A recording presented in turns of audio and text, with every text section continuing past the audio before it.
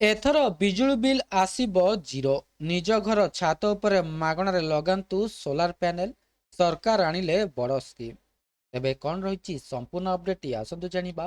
ତା ପୂର୍ବରୁ ଚ୍ୟାନେଲରେ ନୂଆ ଥିଲେ ଚ୍ୟାନେଲଟିକୁ ସବସ୍କ୍ରାଇବ୍ କରି ରଖନ୍ତୁ ଏମିତି ଗୁରୁତ୍ୱପୂର୍ଣ୍ଣ ଅପଡେଟ୍ ସବୁଠୁ ପ୍ରଥମେ ପାଇବା ପାଇଁ। ବିଦ୍ୟୁତ୍ ବିଲ୍ ଆଜି ପ୍ରତ୍ୟେକ ପରିବାର ପାଇଁ ଏକ ମୁଣ୍ଡବିନ୍ଧାର କାରଣ ପାଲଟିଛି। ବିଶେଷ କରି ନିମ୍ନ ଆୟକରୀ ପରିବାର ପାଇଁ ସେମାନେ ଏକ ବଡ଼ ବୋଝ ପରି ଅନୁଭବ କରନ୍ତି। ମାସ ଶେଷରେ ବିଲ୍ ଆସିବା ପ୍ରାୟତଃ ସମଗ୍ର ପରିବାରର ବଜେଟକୁ ଅସ୍ଥିର କରିଦିଏ।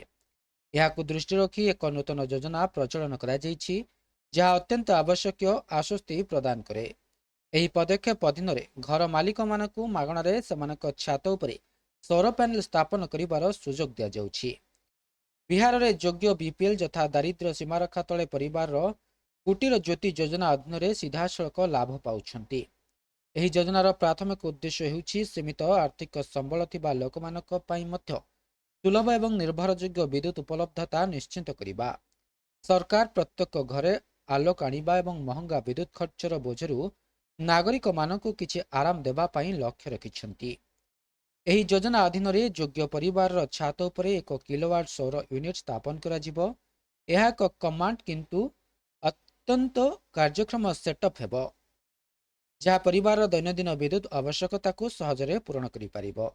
ଏହି ନିର୍ଦ୍ଦିଷ୍ଟ ସୌର ୟୁନିଟ୍ ଛୋଟ ପରିବାରର ଆବଶ୍ୟକତାକୁ ଦୃଷ୍ଟିରେ ରଖି ଡିଜାଇନ୍ କରାଯାଇଛି।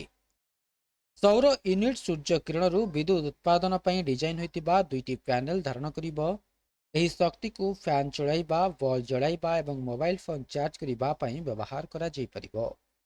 ମୂଳତଃ ଅତ୍ୟାବଶ୍ୟକୀୟ ଘରୋଇ କାର୍ଯ୍ୟକଳାପ ନିରବଚ୍ଛିନ୍ନ ଭାବରେ ଜାରି ରହିପାରିବ। ବିଦ୍ୟୁତ୍ କାଟ କିମ୍ବା ବିଦ୍ୟୁତ୍ ବିଲ୍ ବୃଦ୍ଧି ଚିନ୍ତା ବିନା ଏହା ଆପଣ ଚଲାଇପାରିବେ। ଦିନରେ ସୂର୍ଯ୍ୟକିରଣ ଯେତେ ଅଧିକ ହେବ, ୟୁନିଟ୍ ଦ୍ୱାରା ଉତ୍ପାଦିତ ଶକ୍ତି ଉତ୍ପାଦନ ସେତେ ଅଧିକ ରହିବ। ଏହି ଯୋଜନାର ସବୁଠାରୁ ଗୁରୁତ୍ୱପୂର୍ଣ୍ଣ ବୈଶିଷ୍ଟ୍ୟ ହେଉଛି ଏଥିପାଇଁ ଆପଣଙ୍କ ନିଜ ପକେଟରୁ କୌଣସି ଆର୍ଥିକ ଅବଦାନ ଆବଶ୍ୟକ ନାହିଁ। ସୌର ପ୍ୟାନେଲ କିଣିବା ଠାରୁ ଆରମ୍ଭ କରି ସ୍ଥାପନ ପର୍ଯ୍ୟନ୍ତ ସମସ୍ତ ଖର୍ଚ୍ଚ ବିଦ୍ୟୁତ୍ ଉପଯୋଗିତା କମ୍ପାନୀ ବହନ କରିବ। ତଥାପି ପ୍ୟାନେଲଗୁଡ଼ିକ ସ୍ଥାପନ ହେବା ପରେ ସେମାନଙ୍କର ରକ୍ଷଣାବେକ୍ଷଣର ଦାୟିତ୍ୱ ଗ୍ରାହକଙ୍କ ଉପରେ ରହିବ। ଧୂଳି କିମ୍ବା ମଇଳା ଜମା ହେବା ଦ୍ୱାରା ସେମାନଙ୍କର ବିଦ୍ୟୁତ୍ ଉତ୍ପାଦନ ଦକ୍ଷତା ଉପରେ ନକାରାତ୍ମକ ପ୍ରଭାବ ପଡ଼ିପାରେ। ସେଥିପାଇଁ ଆପଣଙ୍କୁ ସମୟ ସମୟରେ ପ୍ୟାନେଲଗୁଡ଼ିକୁ ସଫା କରିବାକୁ ପଡ଼ିବ।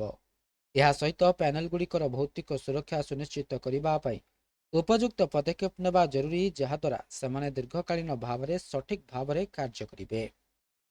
ଏହି ଯୋଜନାର ଲାଭ ପାଇବା ପାଇଁ କିଛି ଯୋଗ୍ୟତା ମାନଦଣ୍ଡ ଏବଂ ସର୍ତ୍ତାବଳୀ ସ୍ଥାପନ କରାଯାଇଛି।